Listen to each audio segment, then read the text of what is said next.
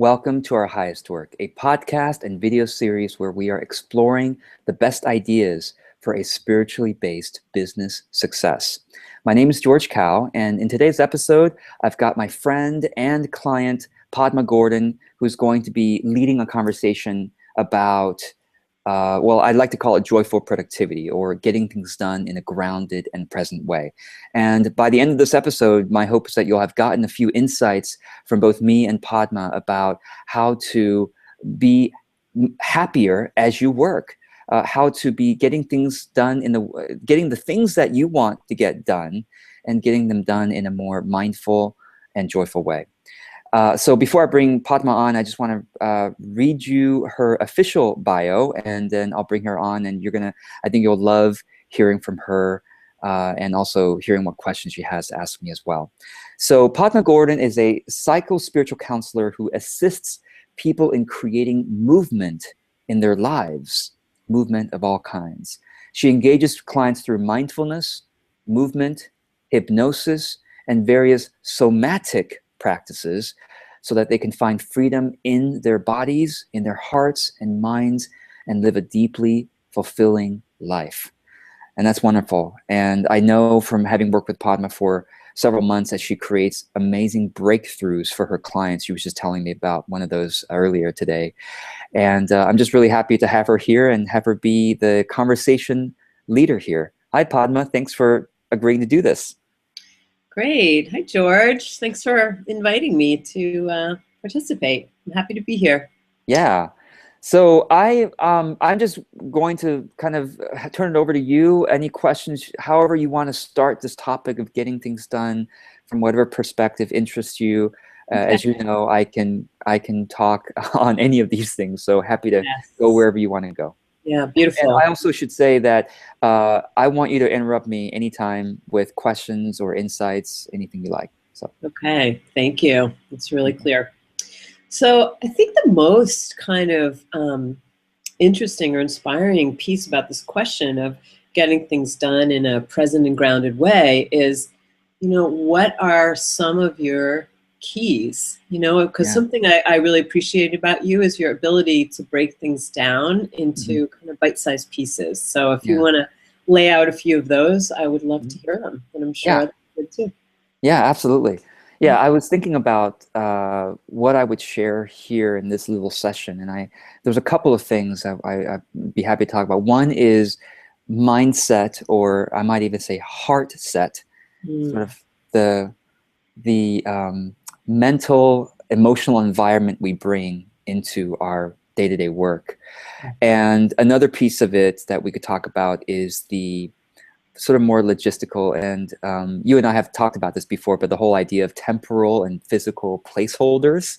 Yeah, so that's a great piece. Yeah. Very easy to share and really illuminate that more fully. Yeah. So maybe what I'll do is I'll start with the mindset, heart set piece.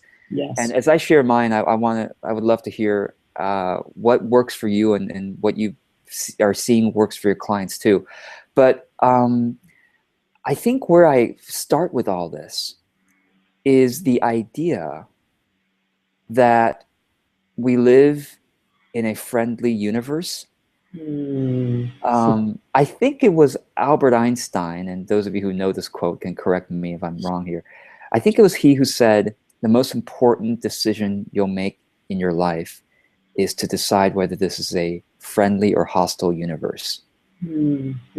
Now, I may be taking the quote out of context, so those of you who know the quote, please comment, chat, and let me know. But what I interpret from that is when we, which a lot of people do, right, believe that the world is hostile, that there are people who are going to hurt them, that bad things will happen to them, and it could definitely ruin their day, but it could even ruin their life, or it can ruin the life of someone they love, and they're on edge and kind of looking out for dangers all the time. And by the way, this is kind of how we evolved as Homo sapiens. Is we evolved out of the savannah where we were looking for tigers. We did. And it's like we were always hear a branch crack somewhere. We're like, okay, what was that? Was that a predator? And it was it was more important for us to be aware of the hostile nature Mhm. than to, it was more important for, it was better for our survival, for our brains to adapt to noticing hostile universe than Right. friendly universe. Right. It was essential to be in that fight or flight mode in Yeah. order to evolve as a species and survive. Yeah, yeah, fight or flight, exactly right. Yeah. Um, but thankfully, most of us live in a primarily friendly society now. You know, we don't have to be afraid for our lives most of the time. I mean, I mean, even, gosh, even airplanes, right, are safer. As I understand, airplanes, going on a flight is safer than even being in a car. And thankfully, being in a car is 99.9% of the time safe. And so, in walking down the street, thankfully, is very safe. And so most of the time things are really safe now, but we still are dealing with the evolution of our brains being more aware of hostility than remembering all the good things and the things that are working right, the things that are going well. But even beyond our evolution, I feel like there is I might say, philosophical or spiritual piece to this that I'll bring in, which is Mhm. that I always remind everyone who listens to this podcast that you are loved and cared for by invisible forces that are far more powerful than you can ever imagine. And Mm. my personal belief, and I believe that for all of you, right, is that the destiny of your soul and the ultimate the trajectory of your consciousness is ever toward more bliss, more understanding, more awareness of love, of And truly the foundation of the universe on a metaphysical and spiritual basis is yeah. based on love. Yes. So I just want to pause you right here because I think Yeah. this is a really important piece. Because also, as you shifted from speaking about evolution and fight or flight, and you started speaking about it, I heard your voice Mhm. drop an octave. And Mm. also, I felt, and I'll just reflect what happened when you started saying, oh, it's essentially safe and you're loved and you're cared for. My whole system exhaled, dropped in deeper. And I I feel like love that's a it. really important piece because that is where you're coming from when you're approaching your highest work. That's Wow. something inside you settles and drops in. And so you're present and available. And then there's this incredibly, like you said, you're tapped into the whole dimensionality and all these levels of metaphysics in the universe because your intelligence is open because you're not contracted and afraid and wondering like what's going to happen around the bend and I hear a branch and I'm going to be dead. It's Yeah. like, oh, my system is relaxed and there's more availability to intelligence and responsiveness and seeing what's needed, being able to do it with your whole system Yeah. at ease. So That is beautiful. thank you. Wow. So you're bringing in the somatic perspective to this. Yeah. Yeah, So that's what I do. actually, I want to ask you then. I want to ask you, um, if you had a client who was feeling most of the time anxious, and they might not even know they're anxious, but you can tell that they're anxious and fearful. What's one piece that you would share with them that would help them to be more present, grounded, and loving? Right. That's a great question. And I do have experience working with people who are anxious or fearful because I think most of us in this world walk around at times with certain level of anxiety or fear, which is part of the human condition. Mm. But one thing, just to really start with the basics, is I would bring the person into their body. Like right now, as I'm sitting here in my chair, I'm just feeling where my back is resting against the chair Mm. and where I'm supported from underneath. Mm. Once you get that consciousness of being connected in your body, because the body is an ally. The body is a very grounding resource. And Mm. then once I'm in my body, like you said, just as we got on the air, you said, I'm going to take a few breaths. Yeah. So it's like, oh, I'm going to take a few breaths and I'm going to make space. And then if there is some kind of fear or contraction, it's much more evident. And then we can just pause and be Mm. with it and Uh-huh. not not judge it or run from it or try to fix it, but just be with it, and then it can move through. Ah, yeah. So Yeah, it's beautiful. coming from openness. Thank you. Yeah. Right. Yeah, that's beautiful. Yeah. So I love that. And I know I'm going to keep learning from you, Padma, about the somatic. I feel like a lot of my practices kind of are start with the head, start with ideas, Uh-huh. and you know, and I think it goes both ways, right? So ideas can lead to an openness in the body, and vice versa. Of course, an openness in the body can lead to more openness in ideas. Absolutely. So just to kind of complete that philosophical piece of a friendly universe, I also think that the universe, therefore, because it's friendly and because the ultimate destiny and trajectory of our soul and consciousness is toward the good, and Mhm. and also the ultimate destiny, I should say, is that you are indestructible. Mm. Your consciousness, of course, your body, all our bodies are destructible, this body anyway, but your consciousness, your awareness is indestructible. Those of you who have been following this podcast, you've heard my interview with, Stafford Betty. Go check that out. We are indestructible, and our consciousnesses. And so knowing that, and knowing that our trajectory is toward the good and toward being basically smarter and more loving, Yeah. the universe is calling us to experiment. Um, it is not about the results of each day or each project, but the universe is saying, you know what, the results sometimes is going to be amazing, and sometimes it's going to be what you might consider a failure, or neutral. But the real result is your growth over time, and it's really hard to see your growth over time until you look back. So Mhm. the universe is saying, we just want you, I just want you, we just want you to experiment with whatever is calling to you, whatever project you feel really passionate about, or another task you really need to do. But just experiment, bring a spirit of playful experimentation to anything that you do. And because you remember that it's all good, Mhm. that it's That's all good, awesome. you know?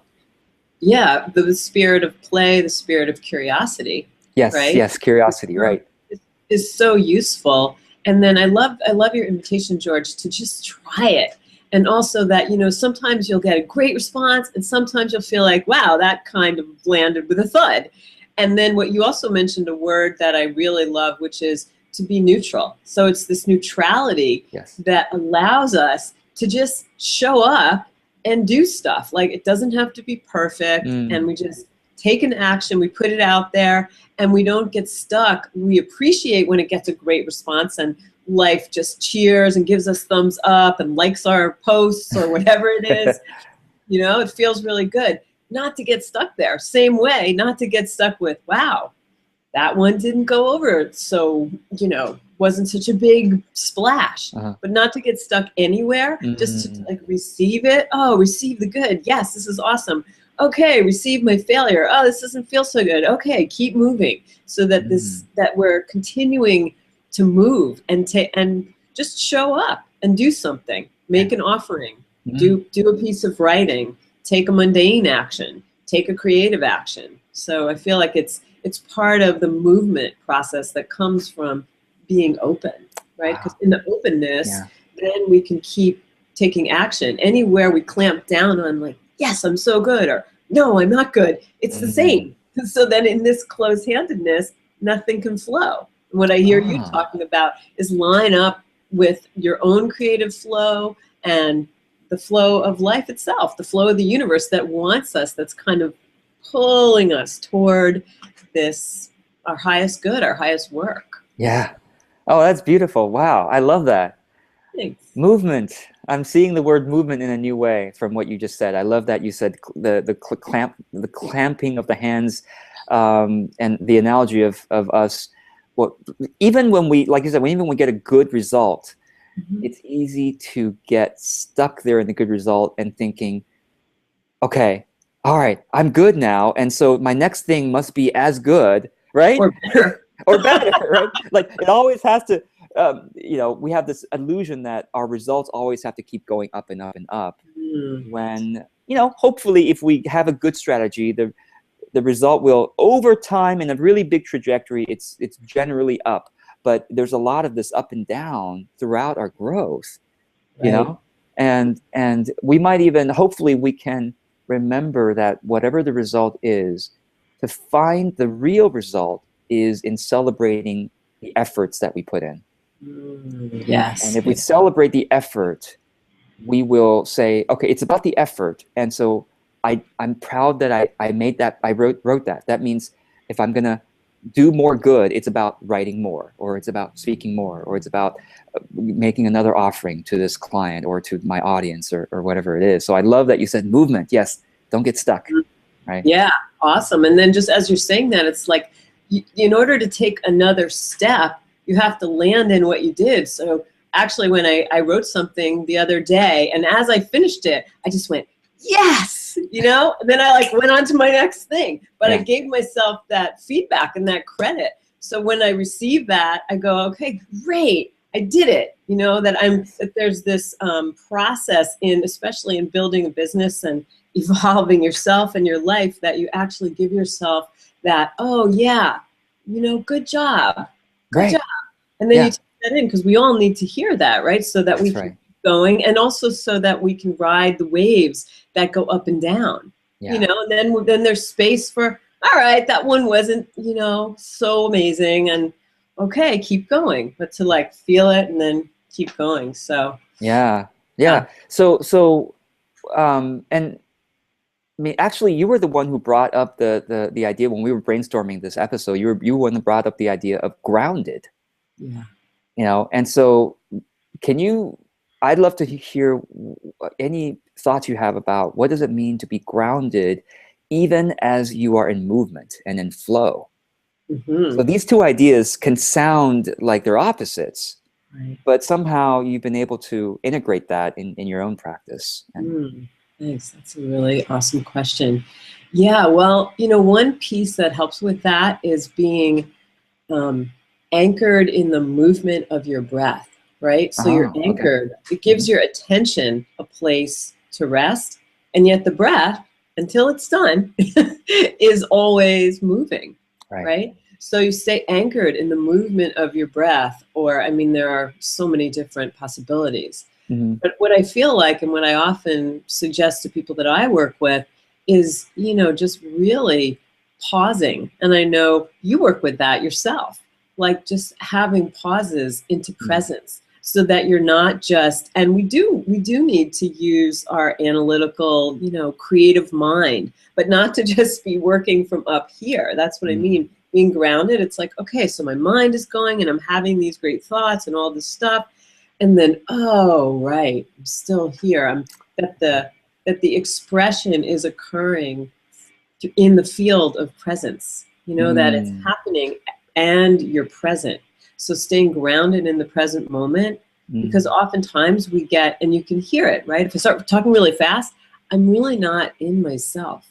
I have to, work to stay in myself. So one thing I'm doing right now, and you could use this maybe if you're doing some kind of public speaking or just relating with somebody, I'm actually sensing my vocal cords vibrating inside my throat, right? Yeah. And I'm hearing my own voice, and I'm hearing your voice. I don't have to speak in a hypnotic trance voice, but I'm just doing it, staying with, oh, this is what I'm in myself. Because then whatever you're offering from a place of being grounded and connected to yourself. And also to, as you mentioned, to awareness, to consciousness that is indestructible, that doesn't come and go. Yeah. So it's like having, in a way, this like one eye in and one eye out. So I'm not leaving myself as I'm with you and as I'm with the larger audience, all of you who are here with us. Wow, that's beautiful. I've actually never heard that idea, that tip before about feeling your vocal cords. I'm doing that now. I'm feeling the vocal cords. Great. And it's interesting. Yeah, it is making me feel more mindful and I almost want to stop and like listen to the vocal cords and feel it. But it's interesting because I think that when I am inspired and speaking from some kind of a higher insight, uh, it's often I find myself witnessing myself, Yeah. and witnessing myself do it. And I think that I'm going to bring this new practice of witnessing the vocal cords and seeing how that allows my speaking to be more grounded and more powerful and resonant, I think, with people, Mhm. right? Yes. So I'm just curious, how does it feel? Because I can hear and see you doing it right now. Yeah, I think I'm gonna practice it. Now I'll let you know because right now I think I'm probably paying a little too much attention to it. Well, that's a good point, because there's this kind of telescoping in to say this point of the vocal cords, Yeah, and then telescoping out to the larger context of our conversation. right. So Exactly. Yeah, like the witnessing. So so the other piece you were mentioning that you really liked was the uh, more the physical temporal placeholders. Yeah. yeah, those pieces, are the pieces that you've shared with me, have been very useful, and I'm Okay. still working on implementing them steadily. So I Yeah. just want to just give a little, just be just an invitation for everyone when you hear these, what George is doing, which you're doing so many things. Just be kind to yourself and recognize that the implementation is incremental. It really happens over time to stabilize in the practices. So Yeah. Yeah, thank you. yeah. I often forget to remind the audience that it is a step-by-step process. Yeah, so thank you for saying that, because sometimes people can hear my process and they go, well, that's impossible. How can I possibly do that? And I forget sometimes to say, well, you don't do this now. You don't do this by tomorrow. You do this in a matter of months, sometimes years. And my own process has taken me, I'll tell you, I mean, I actually really felt like I got into this whole idea of temporal physical placeholders when I read the book Getting Things Done. I mean, part of the name of this episode, the book is Getting Things Done by David Allen, and I read that in 2006. Mm-hmm. So you can imagine that was 9 years ago. And Mm-hmm. when I read the book, I implemented it faithfully. I mean, just follow it step by step for at least 3 years. I was really following the book like a productivity Bible of sorts. Wow, well done. Yeah. Yeah. And after the 3 years of doing that, I started to be able to really customize it dramatically to my own energy and philosophy and process, and started to be able, it's kind of like I always say kind of martial arts, imagine the Aikido master didn't start out with such amazing moves. The Aikido master started out practicing the very basic moves, the Mm-hmm. moves that look so basic, like some hand gesture or some movement of the body that's so basic. And then after practicing that for a long time, she starts to be able to use that gesture so naturally in more advanced moves, Mm-hmm. or to use that gesture in a sparring match without thinking about that gesture.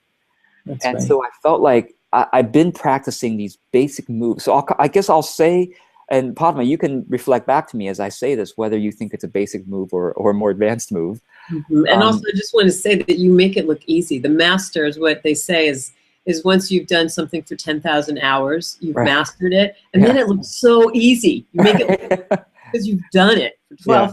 10,000 hours. Yeah. Right. Right. So, okay. So let's get into this idea of the temporal physical placeholder. So I kind of started using this idea because I was talking with a client um, who was feeling that he had to work all the time. And I know I've felt that way too. Like I should be working all the time on my business. Oh, because my business is not to the place where I want it, so I should be building it whenever I have free time, right? And when he's working on his business, he didn't know what he should be working on. Should I be? I have 10 projects I could work on to improve my business. Well, which one should it be right now? I don't know. And so this feeling of overwhelm came over him, like, Mhm. and this feeling of anxiety that he's not doing the right thing. Right. So I came up with this terminology of placeholders to say, okay, everything you want to get done you can get done. Of course, you can't do them all at the same time. And so here comes the idea of temporal placeholders, which is, imagine you have 5 projects in your business. And I will say what 5 projects are that are good for most businesses, and especially for those who are watching, listening to this. First project is, I would say, enrollment. So getting enough clients in your business. Mm-hmm. That could involve lead generation. That could involve having doing some kind of follow-up with people who are prospective clients. That could be having prospective client conversations. That could be going to networking events. That, lots of things we can do. That could be creating a webinar that gives people a sense of your work, and then making an offer at the end. So enrollment is kind of one major project I think most of us need to put a temporal placeholder in the business. Mm-hmm. The second major project is service development or client experience. I'll just say service development. And what I mean there is developing your programs, your products, your services. So creating a package for your services. Or another part of this whole service development is the client experience. Are you looking at how you are improving your engagement with your clients in a way that makes them happier, makes them more delighted? Think about the different ways your client experiences you, like through your phone call with your client, through your emails with your clients, through the exercises you're giving them, through the worksheets you're giving them, and trying to see how can I improve these things so that my client has better experience. Developing your service, whether it's your existing service or developing a new service. So that service development is the second major project. The third major project is visibility, and I would say free content. Now, those of you who know how I work, I believe that the more free content you can give in the world, on social media, on your blog, on podcast, on YouTube, however you give free content, whatever floats your boat, you need to be continually creating and sharing it. And I would say, just take a pause here, that Padma, you do such a good job of sharing free content on your Facebook profile. Thank you. And everyone who's watching and listening to this, you should go to Padma's. Really, I mean, among my clients right now, she probably has one of the most successful Facebook presences.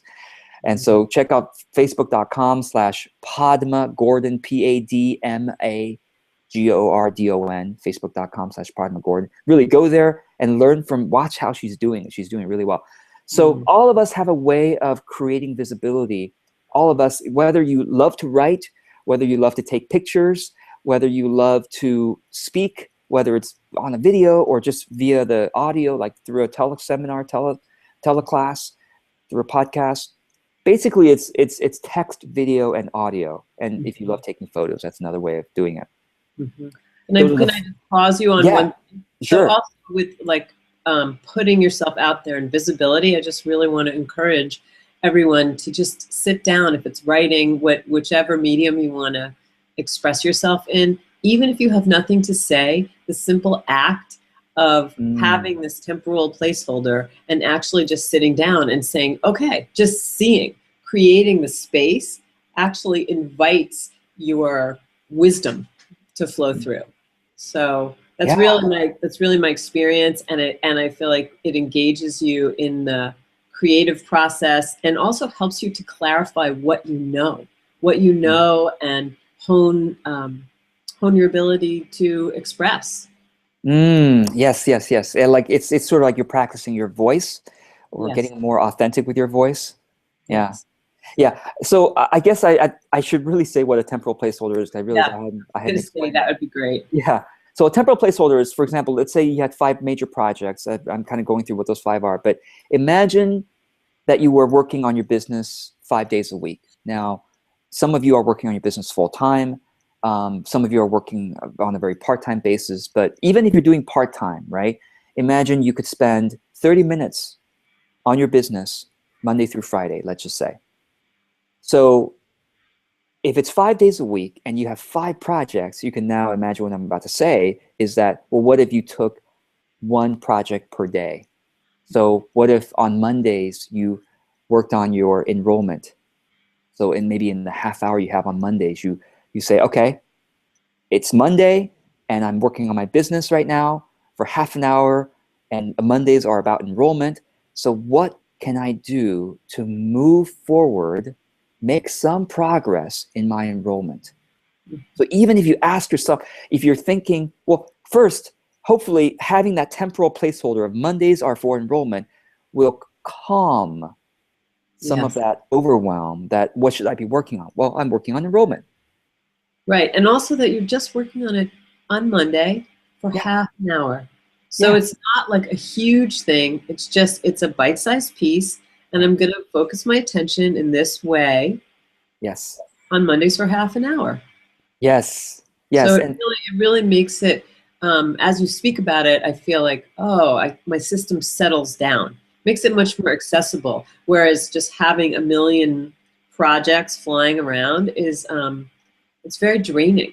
I think yes. also part of what I really appreciate about you, George, is I feel like you work really, really smart, like really efficiently and intelligently. So I feel like you're giving us, with these temporal placeholders, you're giving us a key to really working intelligently. And there's a kind of a grace and an ease and a calm that then can pervade your life because, Mm.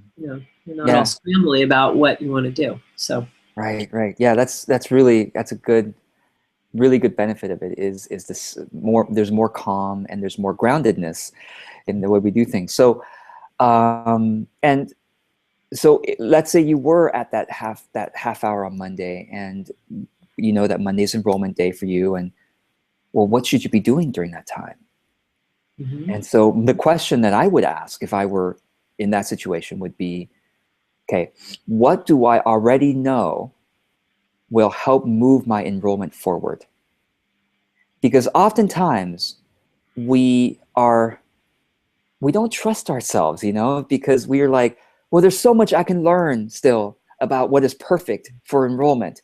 But chances are, very high right now, chances are you already know some things that you know are good to do for getting you clients.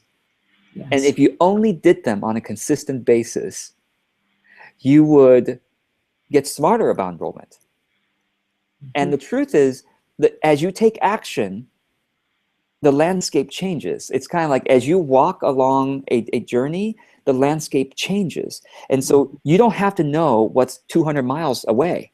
You just need to know what can you see ahead. And okay, I need to go from this to that hill over there. And that's what I know. I don't need to know what's behind the hill.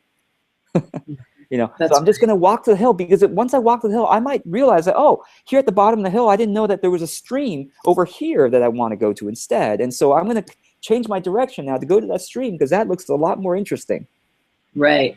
What I'm hearing you saying also is you take the next step. You have to just, you have your direction and you take a step. And so having the Monday half an hour temporal, you know, placeholder gives you, okay, this is my next step. This is what I'm going to do. And I also hear you talking about trusting yourself Yeah. and just doing what you know to do. So Yes. that all really feeds your system relaxing. And what's something in my experience that's really amazing is that you do one thing. You're making this podcast. We're here, we're having fun, we're having conversations, podcast. Yeah. And you do not know what is going to how life is going to respond to this Right. podcast. It's not a direct cause and effect thing either. Is Right. that you might do the podcast and then in 6 months you get a call from somebody somewhere Yeah. that heard about you through a friend who heard the podcast when it was recorded. Yeah. You never Yes. know. So That's right. one of the main things, and that what you're saying is have these several placeholders and just take consistent action on consistent days and trust Right. the process. You don't know that there's going to be a stream. You don't That's know right. there's going to be a huge, field of flowers. Right. Right. Yeah. No, that's great. I love it. Thank you for saying that. That's a really Yeah, good piece to sure. bring You're in. welcome. So okay, so that's one way to do a temporal placeholder is to say I have 5 projects. Oh, I should quickly Name the finish other what the two. 5 are. So one was lead generation or enrollment. Second one was service development or client experience.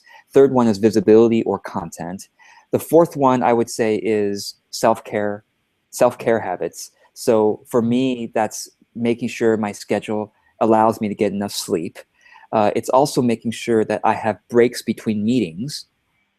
Sometimes people forget to do that, right? Like they just schedule meetings back to back. without a break. And so they're out of breath. Right.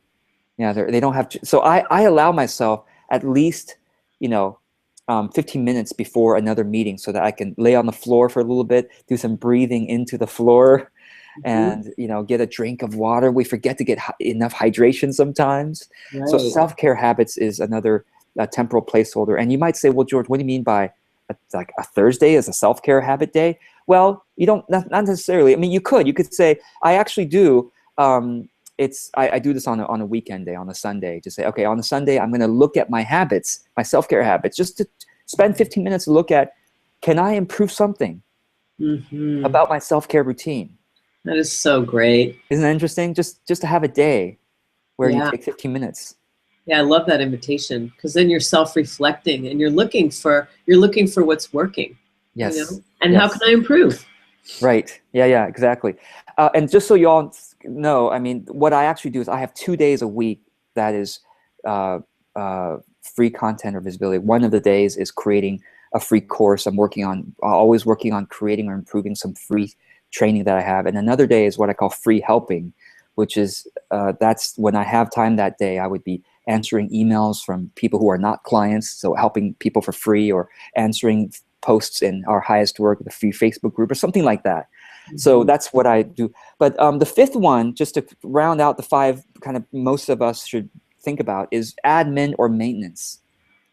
And so it's looking at, okay, how can I, do I need to, all of us have different admin things. So some of you might say, well, am I following up on the people I said I'd follow up on?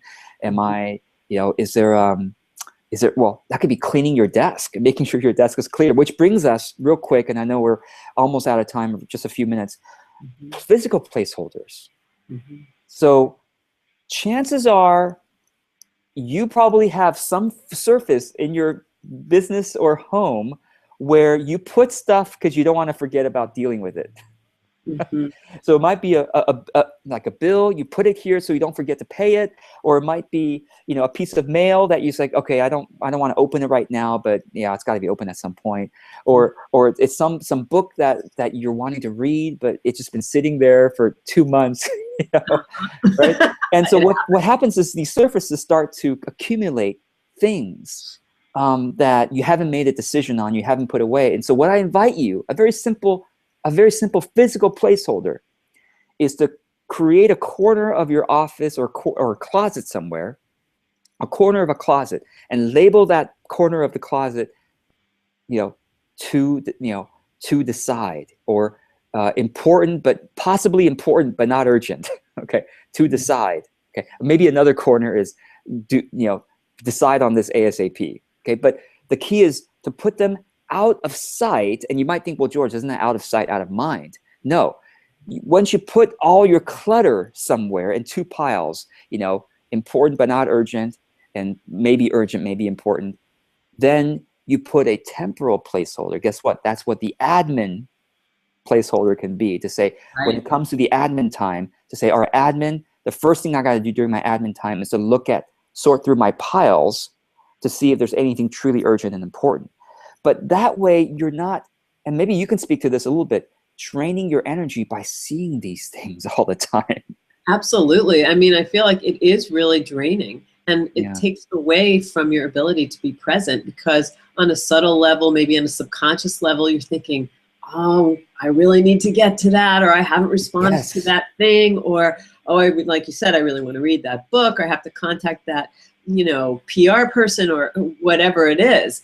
Because it's like these threads. So then all of a sudden your attention, instead of being focused, has all these little tendrils going out in all these directions. And what I like to do, and P.S., I'm still working on this, I'm in process with this, is, to be able to focus and to have clear space. So I think this is a really a radical and such a simple invitation that you're making that has profound effects, and on the level just of feng shui and the flow of energy, you want to have a clear space to work in, like opening your mind. Or, sometimes if you're thinking about something, we know, okay, just download it. Or if you're thinking about something, you're perseverating, just let yourself ramble for 2 minutes so that you're not having that thought in your mind, so you can actually be focused. So Brilliant. Wow, that's really good. And actually, you brought up a good question about, well, we've talked about physical clutter. What about mental clutter? It's like, am I to, I have this idea, well, what do I do now? And sometimes a lot of people have post-it clutters. They have a lot of tiny little notes all over the place. Mhm. And so the way you apply the placeholder idea is, if you have an idea, ask yourself, okay, let's say you have an idea about your business. Oh, I should contact that PR person. Well, then ask yourself, which of these 5 projects, which of the 5 temporal placeholders does it fit into? Say, well, I then contact the PR person. Oh, that's actually about, well, maybe it's about visibility, maybe it's about enrollment. Just make a decision. Okay, let's say it's about visibility. All right, fine. Then put on a list. You should have a list. I use the software I use, which is available on the computer or on the mobile phone, is called Wunderlist. Wunderlist. It's free, and it's Wunderlist is the amazing thing is it works on lists. So I have got, guess what, 5 lists for my business, right? And so when I have a contact PR person item, I put it on the visibility list, and then now I can forget about it, because then when it comes time for the temporal placeholder, maybe Tuesdays is visibility day or whatever. Okay, Tuesdays, all right, here I am working on visibility. I look at my visibility list in my Wunderlist and go, oh, well, there it is. I can do these 10 things or these 50 things, but I can just kind of glance through them and say, which one? It's okay, by the way, if you have a bunch of stuff on the list, to just kind of glance through the list and see which one calls out to you. Because you have an intuition as for importance, or maybe sometimes it's urgency. Right. And so, well, you know what? So I feel like I've said enough about those things. We should probably wrap up the episode. Or is there anything else last? So great. I just, as you kind of illuminated all of this in such a clear and cohesive way, what I realize is that all these placeholders, both types of placeholders, create a structure. There are various structures. And whenever you have a structure, then energy can flow through the structures. The universe likes clarity. So it's like, okay, that's where it wants to go. So as you create these structures, you give yourself places for your own energy to flow and to invite universal energy to flow. And the more you're in your own structure of yourself, of your body and your breath, you can do that in a present and grounded way. Yeah, beautiful, beautiful. Wow. So I always try to remember to ask my guests the question, our podcast is called Our Highest Work. And there are as many definitions of what our highest work is as there are people who define it. So Padma, do you want to share with us, just from your heart, from your mind, what would you say is your highest work at this time? Thank you. That is such a beautiful question. Well, my highest work is to bring people into themselves, and so that they can really fall in love with themselves and in love with life, and in that engage with life dynamically, creatively, with kindness and compassion. So that's really my highest work, and it can look very practical and it can look very subtle. There's a full range of things that can occur. So. Oh, that's great. I love it. And so if people want to follow up with you, Padma, they want to check out your work, how should they do it? Great. You're welcome to contact me. I'd love to hear from you. You can look at my website, which is theresponsivebody.com. And you just kind of spell that for us real quick. It's www.theresponsive, RESPONSIVE, body, BODY.com. So I'd love to hear from you there. And you're also welcome to just shoot me an email if you have any questions or want to know more about anything that I've shared or experience, which is really awesome working with George as a business coach.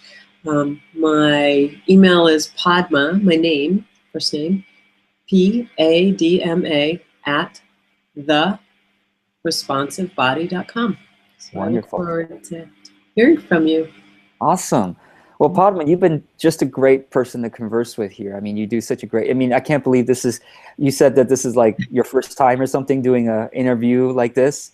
And you did such a great job. I just have to say, I hope you'll do more. Thank you. Yeah, it was really fun. Thank you so much for having me. Yeah, absolutely. Beautiful.